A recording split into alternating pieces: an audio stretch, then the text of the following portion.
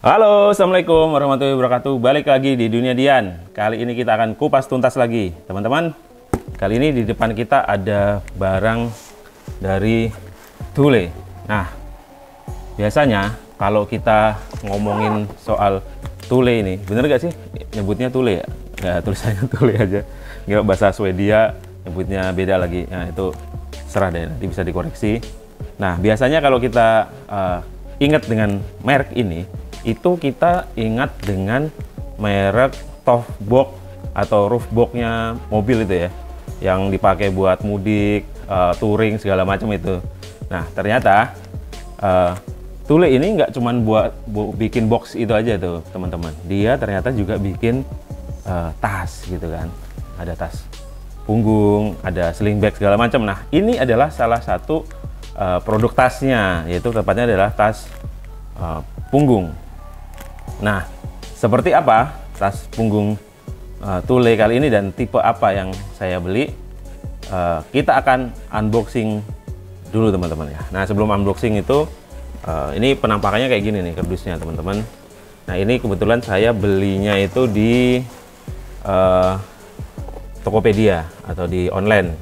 Jadi dapatnya begini nih, keren kan? Dapat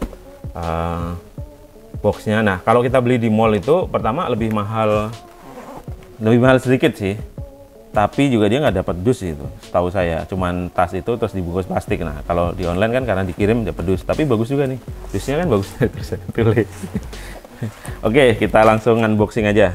Nah, ini sih kenapa saya beli ini itu awalnya karena saya ngelihat orang naik motor ya, terus pakai ransel ini tuh keren banget gitu. Maksud saya ransel ini tuh mereknya kan identik dengan otomotif ya. Lalu kemudian tapi dia ransel gitu kan, dipakai naik motor, keren daripada ransel-ransel yang brand lain yang lebih ke outdoor gitu ya. Ya udah, saya coba cari, lalu pas ngelihat di mall bentuk fisiknya itu bagus banget. Lalu ya udah deh, waktu itu masih menimbang-nimbang ya, dibandingin dengan online. Ternyata di online lebih murah gitu kan. Akhirnya ya udah, kita beli online aja gitu kan. Ya, zaman sekarang tuh gitu ya, kalau ada online lebih murah ya kita beli aja di online gitu kan, toh sama-sama ori kan. Oke, ini kardusnya gini aja, udah kita singkirin dulu. Nah, ini dia tasnya.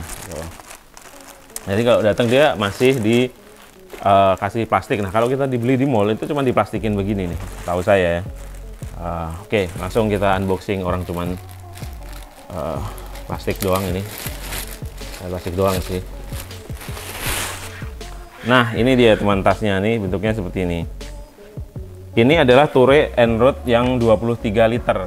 Nah, ini ada juga yang literannya di bawah ini, kalau nggak salah 14 liter. Saya awalnya itu sempat bingung mau pilih yang mana gitu kan. Lihat reviewnya masih bingung ininya. Lalu saya kemudian pas nemu di mall itu baru bisa tahu fisiknya gitu. Nah, makanya kalau misal Anda pengen beli tas ini, Anda cari tahu dulu tuh yang biasa Anda pakai itu berapa liter tuh. Nah, biasanya kan ada informasinya tuh, nanti samain aja itu. Nah, menurut saya 23 liter ini cukup buat saya yang untuk ngantor ya, untuk harian ngantor itu udah cukup banget. Karena kan kita cuman bawa barang-barang esensial buat ngantor. Ini sih bukan tipe ini ya, tipe backpack yang buat traveling buat ini sih. Ini lebih ke buat harian ngantor. Ini, oh ya, tas ini tuh pilihannya nggak hanya cuman hitam ini aja, tapi juga ada warna-warna yang lain gitu. Jadi kalau nggak suka warna hitam, tenang aja, masih banyak pilihan warna lain. Saya awalnya malah sempat bingung antara hitam atau hijau army gitu. Akhirnya saya pilih hitam aja karena lebih masuk di semua pakaian. Tampak depannya begini, tampak sampingnya begini, tampak belakangnya begini. Nah, kita bahas dulu dari depan. Nah, dari depan itu awalnya yang buat saya sama brand ini itu kesensem, itu tulisan ini nih, Thule-nya ini. Itu kalau dari belakang sambil naik motor tuh keren banget. Lalu kalau harga segini ya teman-teman ya. Nah, ini ada tag-nya tuh, ada tulisannya Enroad Backpack 23 liter. Lalu bisa untuk MacBook Pro 15,6 in 15 in MacBook Pro, 15,6 in PC. Dimensinya 38,5 kali 3,1 kali 26,5 cm atau 15,2 kali 1,2 kali 10,4 in. Nah, kemudian bisa juga iPad yang 27 kali 1,4 kali 19 cm, 10,6 kali 0,6 kali 75 in. Nah, itu tuh apa namanya teman-teman yang muat di dalamnya. Nah, di dalamnya itu tadi ya ini kita buka ya sini. Jadi talinya apa namanya kancingnya ini bisa disembunyiin di sini, jadi relatif aman. Misal kalau di KRL gitu ya, kalau di depan kan bisa dibuka, kalau ini kan orangnya bukanya harus ke belakang. Nah, ini di sini yang tadi itu ya bisa 15 in ya, MacBook atau PC masuk di sini. Lalu di sini iPadnya nanti bisa masuk sini nih, atau tablet yang lain. Lalu di dalamnya masih bisa bawa buku atau apa. Lalu di sini juga ada kompartemen dari jala-jala ini untuk nyimpan kabel-kabel segala macam perintilannya, jadi biar gak mess di dalam. Memang simple sih, dia kan memang untuk kerja ya, bawa laptop sama gadget aja sih kalau saya ya. Ini juga bisa kalau mau naruh handphone di sini itu bisa juga gitu. Tuh isinya di dalamnya ya, main course-nya. Nah, ini tuh yang membuat saya tertarik juga, itu di sini tuh ada namanya safe zone, misalnya safe zone ini. Ini adalah tempat untuk nyimpan bisa handphone, bisa kacamata. Sebenarnya dirancang untuk kacamata. Ini keras, jadi dia kayak ada sel yang melindungi gitu. Jadi kalau ada barang-barang yang mudah pecah, kalau dimasukin dalam kan takutnya ke keremes-keremes gitu ya. Nah, di sini tuh kalau diremes aman karena dia kayak dilindungi sel yang kuat itu. Nah, biasanya memang kalau dari segi penampakannya ini itu untuk kacamata, terus masih ada kantongnya. Tapi ya kalau bagi kita yang jarang bawa kacamata, ya ini bisa kita masukin handphone. Jadi biar nggak, atau benda-benda pecah belah yang lain. Nah itu, nah di sini masih ada ininya lagi nih teman-teman. Apa namanya? Masih ada kantongnya lagi kecil, dalamnya sekitar segini nih, sekitar hampir sejengkal. Ya ini bisa karena di sini dilapisin bludru. Ini cocok buat handphone, buat barang-barang yang mudah kegores. Kalau masuk sini tuh nggak kegores gitu loh. Ini keren banget ya. Terus di samping dekat tulisan Thule ini masih ada lagi kantong. Nih dalam banget nih segini. Ini bisa buat buku, buat tiket atau apapun yang gampang dibuka gitu, daripada harus membuka yang kompartemen utamanya. Lalu di sebelah sini itu ada kantong buat minuman. Nah ini kebetulan saya ada tumbler ya sini. Coba kita tes langsung. Nah dia bisa nih teman-teman. Nih buat tumblernya nonjol begini. Terus kalau tumblernya lagi tidak dipakai, ini bisa ditutup. Nah itu dapat ada dua nih di kiri kanan. Sama fungsinya sama. Misal pengen di kiri atau di kanan, atau pengen bawa dua, bisa di sini teman-teman. Oh di sini ada ini juga nih. Ada ini buat nyantolin misal apa ya, gantung-gantungan karabiner segala macam, tali-talian di sini bisa. Ini dikasih gantongannya. Lalu itu di bawahnya nih ada apa ya? Ini. Oke, dia nggak ada ini ya, nggak ada jas hujannya. Lalu di sini dia juga ini yang saya suka. Jadi di sini simple banget talinya. Jadi kan ada yang talinya harus ada talinya begini. Ya begini tuh menurut saya kalau buat harian lebih ribet, mending yang simple begini saja. Nah, walaupun simple, ini juga dia dikasih strap ya. Strap ini berguna banget bagi kalau kita bawanya berat, lalu kita kasih strap tuh nanti dia bisa ini ngebantu kayak kalau kita lagi pegangin gitu loh. Tanpa dipegangin dia seperti kayak dipegangin, jadi kayak ditahan gitu. Nah, itu emang penting gitu. Tapi kalau kita cuma nggak mau pakai, dibiarin gantungan pun dia tidak mengganggu gitu, karena tidak terlalu panjang juga. Nah, lalu di sini di punggungnya itu ada ventilasi ya. Jadi ini membuat sedikit mengurangi keringat, walaupun pada prakteknya yang ada ventilasinya begini itu biasanya tetap keringatan, karena kan kita tetap ini ya, tetap kehalang gitu. Cuman biasanya kalau yang ada ventilasinya, paling nggak yang kontak dengan punggung itu yang bagian-bagian sini aja. Jadi lepeknya nggak terlalu terasa dibanding dengan yang flat aja. Jadi lepeknya itu rata gitu. Pengalaman saya sih begitu gitu teman-teman. Kita akan bahas kemudian setelah kita tahu fitur-fiturnya tadi, kita akan membahas kekurangan dan kelebihan tas ini gitu. Nah, Kalau kelebihannya menurut saya tas ini satu itu jelas brandnya ya. Brandnya ini udah brand internasional, terkenal.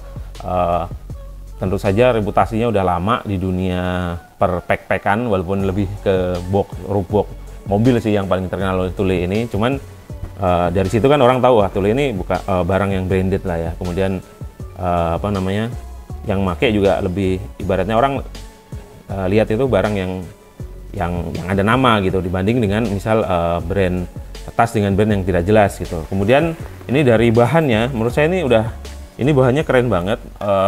Udah terlihat sangat premium sekali ini bahannya. Ya memang ini bukan tas murahan sih ya. Kemudian juga dia ada garansinya.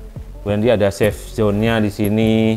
Desainnya oke banget. Lalu perpaduan warnanya antara hitam dengan grey-nya itu masuk. Desainnya oke. Jadi secara itu dia keren banget. Kelebihan kedua, kemudian tas ini memang dirancang untuk membawa gadget banget. Jadi dia itu fit dengan gadget-gadget kekinian seperti MacBook dan laptop zaman kini yang cenderung lebih kecil dan tadi tuh shape-nya itu bisa pas gitu, iPad segala macam. Nah itu kelebihannya, banyak sekali kompartemen di desainnya ini yang fungsional banget gitu. Jadi dia nggak bikin sesuatu yang tidak fungsional. Bahkan untuk tumbler pun ketika nggak bawa itu, kalau ketika ditutup itu ya sudah, dia jadi slim lagi gitu. Jadi desainnya itu sangat compact, tapi bisa muat banyak hal gitu.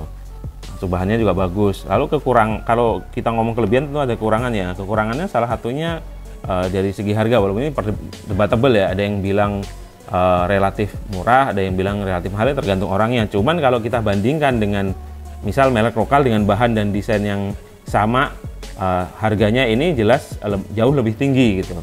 Cuman kalau kita bandingkan dengan tas-tas impor, yang backpack impor, apalagi yang ada nama di bidang outdoor, ini ya bisa dibilang masih di bawahnya. Jadi kalau soal harga ini balik lagi sih, nggak bisa kita sebut kekurangan atau kelebihan gitu. Cuman kemudian kalau kita bilang lagi kekurangannya, dia tidak ada rain covernya ya. Kan nggak semua orang yang bawa backpack ini tuh orang yang naik mobil atau yang bebas dari hujan. Misalkan mungkin ada aja naik motor yang kemudian kalau hujan ya butuh ditutupin, atau dia pejalan kaki yang kadang kalau gerimis juga belum rain cover. Ini tidak ada, jadi harus beli terpisah gitu kan. Kalau seumpama pengen ini terlindungi dari rain cover gitu. Walaupun dia sendiri mungkin udah water repellent ya, kalau ada air dia tidak langsung masuk gitu. Cuman pakemnya backpack biasanya ada, cuman ini. Nah itu tadi kelebihan dan kekurangan dari tas ini gitu. Tapi kalau saya akhirnya ya saya udah beli sih ya, saya udah menentukan ini karena tadi itu banyak sekali dibanding kekurangannya, lebih banyak kelebihannya, ya, desainnya segala macam. Jadi ini akan menjadi tas yang menemani saya untuk beraktivitas sehari-hari. Sebenarnya saya selama ini pakai sling bag ya.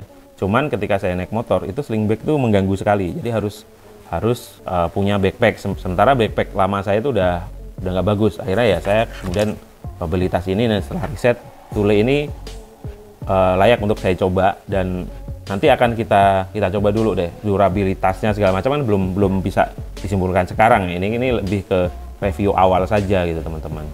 Terutama bagi teman-teman yang pengen tahu bagaimana penampakannya. Nah, bagaimana penampakan saat dipakai?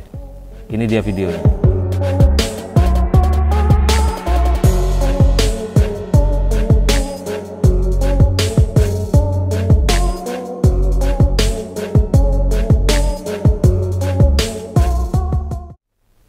Nah itu teman-teman, video kalau lagi dipakai itu kayak gitu. Jadi mungkin teman-teman dari situ bisa membayangkan bahwa tas ini segede apa, lalu apakah muat atau tidak untuk mewakili barang bawaan teman-teman gitu. Oke teman-teman, video ini sampai di sini aja. Itu tadi review kita tentang tas Thule ini. Nah, bagaimana menurut teman-teman? Apakah tertarik atau tidak tertarik? Saya kembalikan ke teman-teman. Jika teman-teman merasa video ini bermanfaat, seperti biasa silahkan klik tombol like. Jangan lupa di-share juga teman-teman di sosial media, di mana-mana. Siapa tahu ada yang mencari tas yang sama bisa mendapatkan informasi ini. Dan jika teman-teman ingin berlangganan video-video di channel ini, silahkan klik subscribe teman-teman.